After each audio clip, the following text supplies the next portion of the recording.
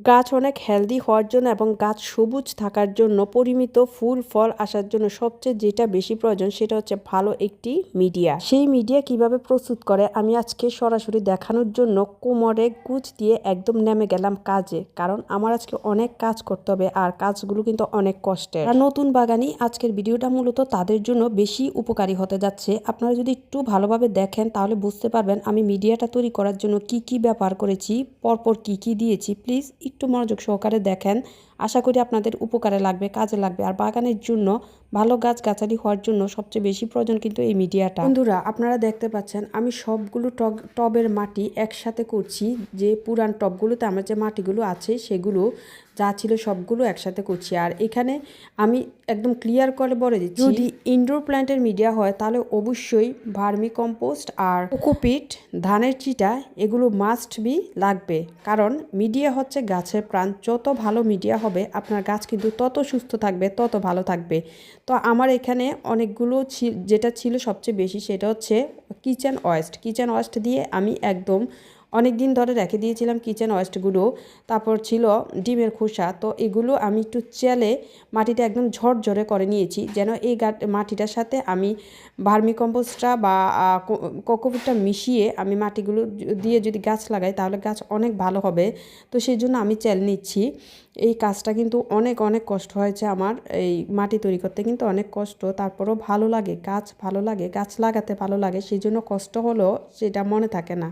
আপনারা যদি সেটাকে কষ্ট মনে করেন যে এই চালা এত ভেজালের দরকার নাই, তাহলে আপনাদের কোনো প্রয়োজন নেই। কারণ কিচেন ওয়েস্ট জমিয়ে কিন্তু আপনারা ভালো একটা মিডিয়া তৈরি করতে পারেন। অনেক দিনের প্রায় 2-3 মাসের কিচেন ওয়েস্ট জমিয়ে তারপর আপনারা তৈরি করতে পারেন। আমি দেখেন কি করছি, আমি এটার সাথে এইটা যেটা মিশালাম এটা হচ্ছে ডিমের খোসা ব্লেন্ড করে রেখেছি। অনেকগুলো ডিমের খোসা একসাথে করে তারপর ব্লেন্ড করে রেখেছি। এই মাটিটার সাথে আমি দিয়েছি ডিমের খোসার ব্লেন্ড করা গুঁড়া আর দিয়েছি ধানের চিটা। এগুলো দিয়ে এখন আমি এই মিডিয়াতে গাছ সুন্দরভাবে লাগিয়ে দিব।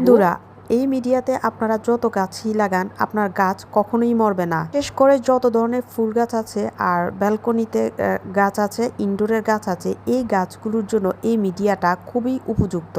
খেয়াল করে দেখুন মাটিটা কিন্তু বেশ ঝরঝরে হয়েছে, অনেক সুন্দর একটা মিডিয়া তৈরি হয়েছে। আর এই মাটিটার মধ্যে বললাম এই মাটিটা একদম ঝরঝরে, আর ঝরঝরে মাটি গাছের জন্য কিন্তু খুবই ভালো। আমি এই মিডিয়াটা তৈরি করে নিয়েছি। আর দেখুন আমি কতগুলো ক্যান নিয়েছি, এগুলোতে আমি চারা দিব, কিছু চারা দিব। সেই জন্যই মূলত এই মাটি তৈরি করা আর এই ক্যান তৈরি করা। আর মাটি যেহেতু তৈরি করেছি, প্রতিদিন কিন্তু মাটি তৈরি করা সম্ভব না। একদিনেই একটু কষ্ট করে বেশি করে মাটি তৈরি করে রাখলে তারপর আমার যখন খুশি আমি মাটি দিয়ে আমি গাছ লাগিয়ে দিতে পারবো। এখন আমি মিডিয়াতে গাছ লাগিয়ে দিব। আর অন্তত পক্ষে 15 দিন গাছে আমার কোনো খাবার দিতে হবে না, কারণ এগুলোর সাথে আমার যা যা খাবার প্রয়োজন আমি কিন্তু দিয়ে দিয়েছি। গাছ লাগান বেশি বেশি আর গাছের প্রতি একটু যত্নশীল হন, তাহলে গাছ আপনার উঠবে, বাড়বে, কখনো মরবে না, পচবে না। কারণ যারা জানে বাগান করে বা বাগান নিয়ে কাজ করে তারা তো জানেই যে গাছের জন্য কি মিডিয়া প্রয়োজন আর কেমনভাবে গাছপালা লাগালে গাছ কখনোই মরে না, সবসময় ফুল দেয়, ফল দেয়, হতেই থাকে। সব ভিডিওতে আমি এই কথাটা বলে থাকি, গাছের জন্য মিডিয়ার জন্য সবচেয়ে ভালো হচ্ছে কিচেন ওয়েস্ট। বিশেষ করে ফল গাছগুলো যেগুলো আমরা ছাদে বড় বড় বালতি বা বড় বড় ড্রামে লাগিয়ে থাকি, ওইগুলোর জন্য সবচেয়ে বেশি হচ্ছে কিচেন ওয়েস্ট। তারপরে ইনডোর প্ল্যান্টগুলোর জন্য হচ্ছে আপনার ভার্মি কম্পোস্ট, তারপর কোকোপিট, জৈব সারটা ইনডোর প্ল্যান্টগুলোর জন্য খুবই প্রয়োজনীয়। ইনডোর প্ল্যান্টে যদি জৈব সার থাকে তাহলে গাছের তেমন কোনো ক্ষতি হয় না, গাছ সুন্দর বাড়ে। কিচেন ওয়েস্টটা থেকেও কিন্তু আমরা ভার্মি কম্পোস্ট তৈরি করতে পারি, আবার প্রয়োজনীয় জৈব সার যেটা জৈব সারটাও কিন্তু তৈরি করা যায়। এই মাটি চাপা দিয়ে রাখলে 3 মাস অন্ততপক্ষে 3 মাস পর্যন্ত, 3 মাসও লাগে না অনেক সময়, 1 থেকে 2 মাস রাখলেও এগুলো সারে পরিণত হয়ে যায়। অনেকগুলো একটা বস্তার মধ্যে রেখে চাপা দিয়ে যদি আমরা রাখি, 1.5 থেকে 2 মাস অপেক্ষা করি, 1.5 থেকে 2 মাস পর দেখবেন যে এগুলো সার হয়ে গিয়েছে। আর এগুলোর সাথে সামান্য পরিমাণ মাটি ইউজ করলেই আমরা সুন্দর গাছ লাগাতে পারবো, সুন্দরভাবে বাগান করতে পারবো। বন্ধুরা আমি এটার মধ্যে শুধু গাছ লাগানোর জন্য মাটিটা তৈরি করে কিভাবে মিডিয়াটা কিভাবে তৈরি করে সেটাই আমি দেখিয়েছি। আর আমার গাছ কেমন হয় এগুলো আপনারা আমার অন্যান্য ভিডিওগুলো দেখলেই আপনারা বুঝতে পারবেন যে আমার গাছগুলো কিভাবে হচ্ছে, কেমন সুন্দর আছে, কেমনভাবে বৃদ্ধি পাচ্ছে। আমার কিন্তু আজকে অনেক বছর ধরেই গাছ লাগানোর যথেষ্ট অভিজ্ঞতা আছে। ছোটোবেলা থেকে আমার গাছের প্রতি আকর্ষণ, তার উপরে মাঝখান দিয়ে ঝুট ঝামেলা ছিল, আমি গাছ লাগাই নাই। এখন আবার আজকে কয়েক বছর ধরেই গাছ লাগাচ্ছি। আর আমার কিন্তু 5 তলায় ছাদ বাগান আছে, 4 তলায় গাছ আছে, 3 তলার ব্যালকনিতে আছে, আবার দোতলায় আমার ফ্ল্যাটের 2 ব্যালকনি ভর্তি গাছ, আবার ইনডোর প্ল্যান্ট অনেক অনেক গাছ আছে আমার।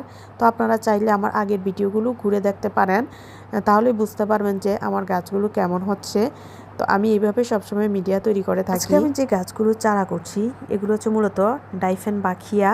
ডাইফেন বাখিয়াটা আমার অনেক বেশি লম্বা হয়ে গিয়েছিল, তাই সেটা আমি কেটে নোটসহ পিস পিস করে 8 পিস হয়েছে সম্ভবত। তো সবগুলো আমি দেই নাই, আমি পাঁচটা দিয়েছি। 5টা দিয়ে আমি এই যে চারা বসিয়েছি। আর এগুলো থেকে ডাল গজাতে কমপক্ষে 4 সপ্তাহ থেকে 1 মাস সময়, 1 মাস সময় 1.5 মাস সময় লেগে যাবে।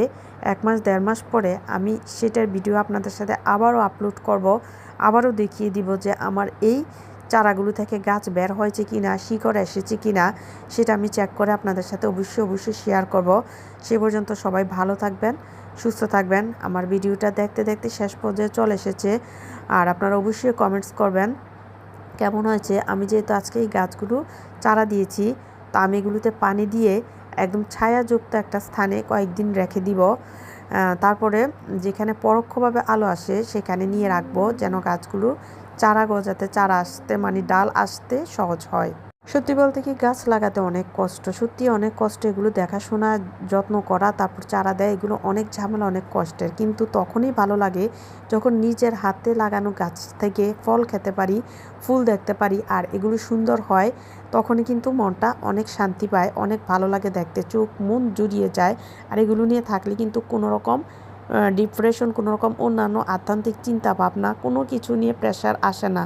তো ভালো থাকা যায়, সত্যি অনেক শান্তিতে থাকা যায়। যারা বাগান আছে যাদের, তারা বুঝতে পারবেন গাছ লাগানো, নিজের হাতে গাছ লাগিয়ে আর সেই থেকে ফুল দেখতে পাওয়া, ফল খাওয়া যে কতটুকু শান্তি।